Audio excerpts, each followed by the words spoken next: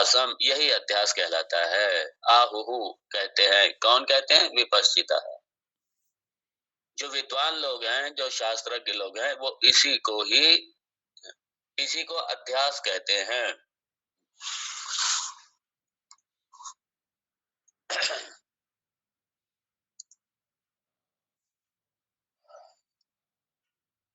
यथा, जैसे रज्ज्वादि के, रज्जु आदि, आदि मतलब और भी कई दृष्टांत ले लीजिए। रज्जु आदि के, इसमें सीप जोड़ सकते हैं आप। मृग मरीचिका, तो जैसे हम लोग जाते हैं रेगिस्तान, जैसे हिरन है, रेगिस्तान में जाएगा, रेगिस्तान में होगा और उसे आगे दिखाई देगा रेत ही रेत होती है आगे, और उसे दिखाई दे रही है वो पानी की तरह वो पानी है नहीं, लेकिन पानी भास रहा है। तो वो भागता चला जाएगा, भागता चला जाएगा, भागता चला जाएगा, और उसके बाद में उस रेत में खो जाएगा वो। अब उसे चारों तरफ दिखाई तो पानी तरफ, प्यास बुझाने के लिए वो भाग रहा है, और फिर वो पता चला उसी में तड़प तड़प के मर जाता है हिरण। जब बहुत गर्मी पड़ती है भयंकर, तो पता चला कि भास रहा है, पानी की तलाश में भागता रहता है, भागता रहता है, और वो आगे देखता है, क्योंकि जैसे वो मारने लगता है पानी तो वही नहीं, रेत है सारा, भागता रहेगा और उसी के बाद में उसी में घूमता रहेगा और तड़प तड़प के अपने प्राण दे देगा वो।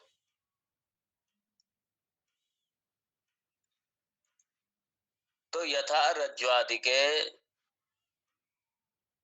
असर्प भूते अहि भावनम, असर्प भूते, सर्प नहीं है, दिखाई दे रहा है, तो उसमें क्या है? जो रज्जु आदि में असर्प भूत है, जो असर्प है, उसमें किसकी भावना कर ली? अहि, अहि मतलब सर्प,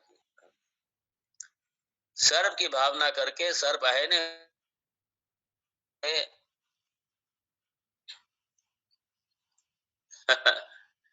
और उसके बाद में फिर परेशान होता रहता है, हाय साहब, हाय साहब, अरे खा जाएगा, अरे काट लेगा, भागो यहाँ से। हमारे साथ तो उल्टा ही हो गया है। हमने सर्प पे रज्जू की कल्पना कर ली।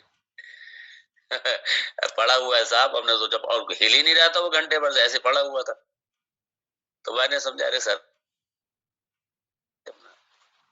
बाद में देखा कि उसने घूमना तो खुलना शुरू कर दिया, वो सीधा हो गया, हमने कहा तो सांप है, भागो यहाँ से। सायकाल का समय था पूरा।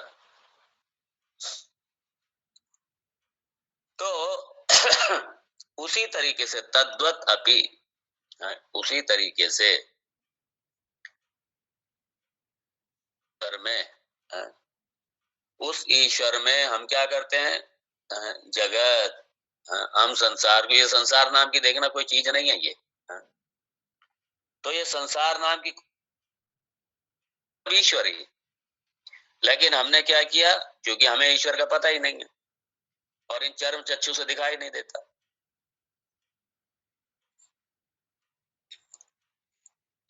आज ये भी समझ लीजिए, कुछ लोगों को ये समझते हैं जगत तो मिथ्या है, वो पहली बात मिथ्या ही नहीं लोग समझते हैं, मिथ्या मिथ्या कह तो देते हैं, लेकिन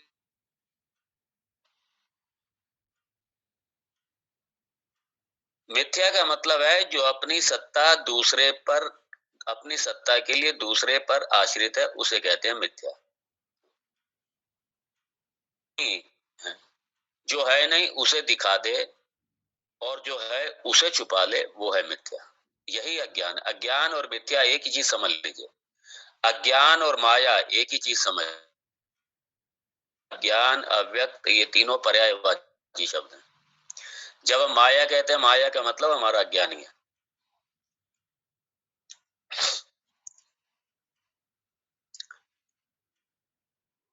तो माया यही करती है, अज्ञान यही करता है। अज्ञान से है कुछ और हमें कुछ समझ रहे हैं उसको। तो क्या किया कि है तो परमात्मा, है तो ब्रह्म, और ब्रह्म हमें दिखाई ना दे करके, तो जो ब्रह्म है उसे तो छुपा लिया, और जो है ही नहीं उसे दिखा और ये जो जगत जो हमें दिखाई दे रहा है वास्तव में इसकी सत्ता ही नहीं है इसकी। दूसरा, एक और समझिए कि बिना कारण के कभी भी बिना कारण के कार्य नहीं होता। आप किसी ऐसी चीज की कल्पना कीजिए जिसका कारण ही नहीं है, आप नहीं कर सकते। तो कार्य देख के ही कारण की अ, कार्य अगर है तो उसका कारण जरूर है, सीधी सी बात है। अब बहुत से लोग हैं जो अनीश्वरवाद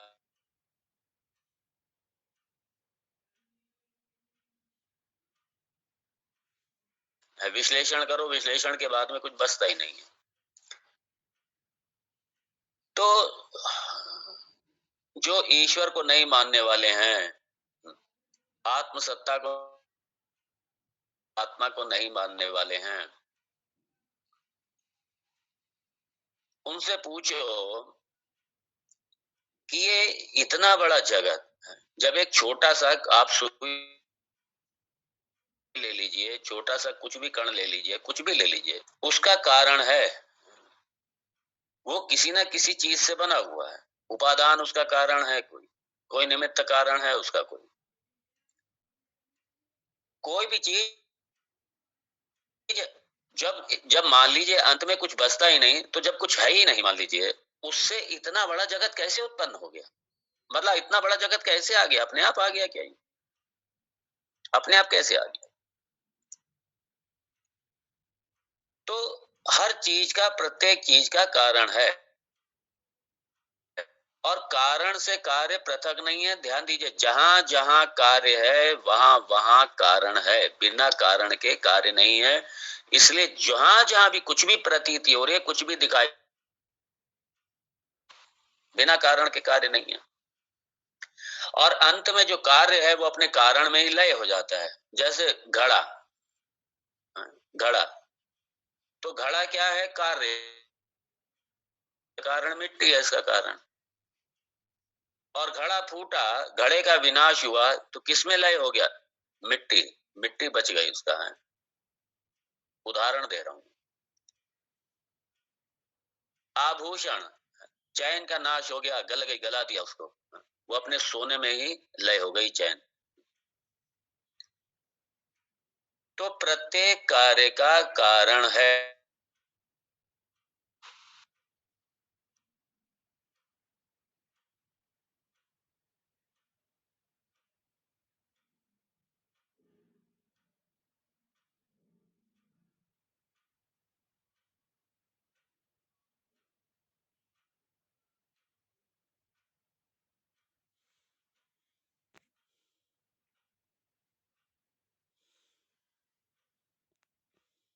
तो जगत भी जब लय हुआ तो कहा, किसमें चला गया? उसी परमात्मा में लय हो गया, डायरेक्ट परमात्मा में नहीं। पहले जिस माया से उत्पन्न हुआ था उसी माया में गया, और बाद में पता चला कि ये जो माया है ये भी ब्रह्म आश्रित है, ये भी ब्रह्म आश्रित है, ब्रह्म पर आश्रित है, भगवान पर आश्रित है। अंत में सिर्फ परमात्मा ही बचा। सत एव इदम अग्रे आसीत, इस सृष्टि से पहले ये सत वस्तु थी। सत मतलब है, एक सत्ता, एक एग्जिस्टेंस था, सत वस्तु था। सत एव इदम अग्रे आसीत, इस सृष्टि से पहले, अग्रे सृष्टि से पहले सत वस्तु थी, और उगत आया। इसलिए सत कहीं नहीं जाता, सत का कभी बाद नहीं होता है। सत था, है और रहेगा। सत सत ही था, सत ही है और सत ही रहेगा। और वो जो सत्य है वही,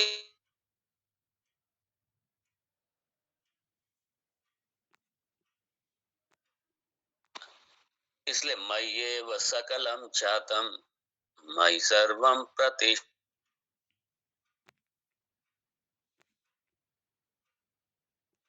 मेरे मतलब उस आत्म तत्व से ही उत्पन्न हुआ। मय्येव सकलम चातम। इसलिए क्या है ना, जब ये वेदांत का प्रॉपर सही विजन नहीं होता, अब उसमें क्या करते हैं, जैसे भगवान ने कहा मत्तः परतरम नान्यत् किंचिदस्ति धनंजय।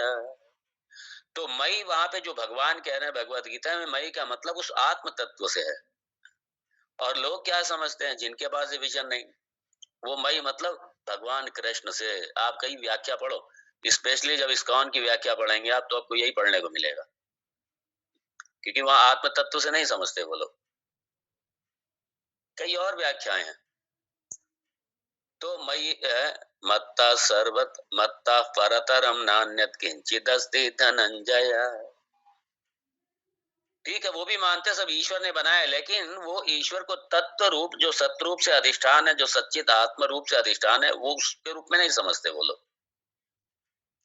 वो मतलब ये मुरलीधारी जो उपाधि वाला जो कृष्ण दिखाई के समझते हैं। इसलिए जहां जहां भगवान ने मई या माम कहा, तो वहां वहां ये मत देखिए कृष्ण की उस समय वहां पे, ये जो कृष्ण की उपाधि से जो सगुण है वहां पे, उसको मत देखिए। उसके पीछे जो निर्गुण आत्म तत्व है भगवान, उससे कह रहे हैं वहां पे।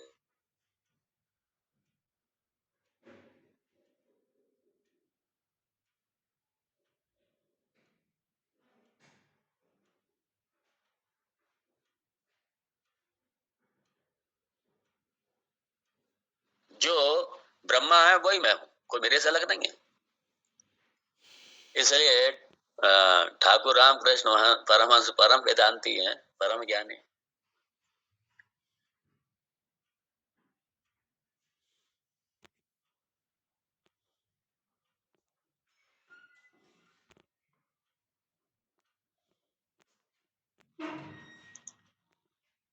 तो उन्होंने कहा जो राम है वही ये है, अपने लिए कहा उन्होंने, अपनी तरफ इशारा करके कहा। लेकिन उन्होंने अपनी तरफ जो इशारा किया वो आत्मसत्ता की तरफ इशारा किया। उन्होंने ये जो शरीरधारी रामकृष्ण है, शरीर की तरफ इशारा नहीं किया, बल्कि जो आत्म तत्व है उसी की तरफ इशारा करते हुए कहा उन्होंने, जो राम है वही तो ये राम है, जो कृष्ण है वही तो ये कृष्ण, वही राम कृष्ण ही ये राम कृष्ण है। उन्होंने कहा वही राम कृष्ण, यही राम कृष्ण है। तो लोग इसको सही समझते नहीं है, वो शरीर रूप से पकड़ के बैठे हुए हैं। उन्होंने कहा जो वो रामकृष्ण थे वही ये रामकृष्ण। तो आत्म दृष्टि से हम ये कह सकते हैं कि वो जो ब्रह्म है, अरे यही तो वो ब्रह्म है, वो यही ब्रह्म है, यही आत्म तत्व की दृष्टि से कह सकते हैं। उस वहां पे ऐक्य है, कोई अलग नहीं है वो। इसलिए मय्येव सकलम जातम, जैसे या मत्ता परतरम नान्यत किंचिद अस्ति धनंजय, भगवान गीता में कह रहे हैं, आप भी ये कह सकते हैं इस ज्ञान होने के बाद में, क्योंकि वही कृष्ण, वही तो आत्म सत्ता रूप से, वही तो कृष्ण हमारे अंदर है, वही तो मैं हूं, वही कृष्ण मैं हूं।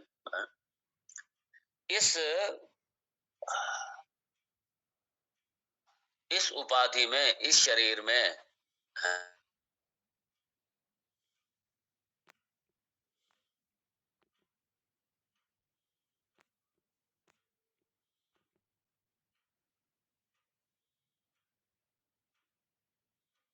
आत्मा ही सत्य है, बाकी जगत सारा मिथ्या है। तो फिर ब्रह्म क्या है? अरे ब्रह्म में तो आत्मा, आत्मा ब्रह्म एक ही है। तो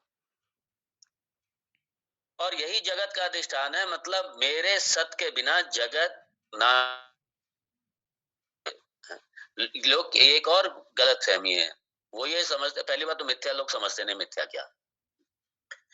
जब ये कहा था ब्रह्म सत्यम जगन मिथ्या, वो समझते हैं जगत पे मिथ्या, ब्रह्म कहीं बैठा होगा जाकर लोग ये भी समझ लेते हैं कि ब्रह्म सत्य है, ब्रह्म तो कहीं बैठा होगा जाकर के, वो जगत मिथ्या है ब्रह्म कहीं बैठा है, देखिए नहीं है, जहां जहां मिथ्या दिखाई दे रहे हैं वहां वह ब्रह्म है। बिना सद वस्तु के मिथ्या नहीं है। इसलिए जहां मिथ्या मतलब हर कण, जब सत्ता की दृष्टि से देखोगे तो कण कण ब्रह्म है, सारा जगत ब्रह्म है। ब्रह्म के अतिरिक्त दूसरा कुछ है ही नहीं, सत्य की दृष्टि से।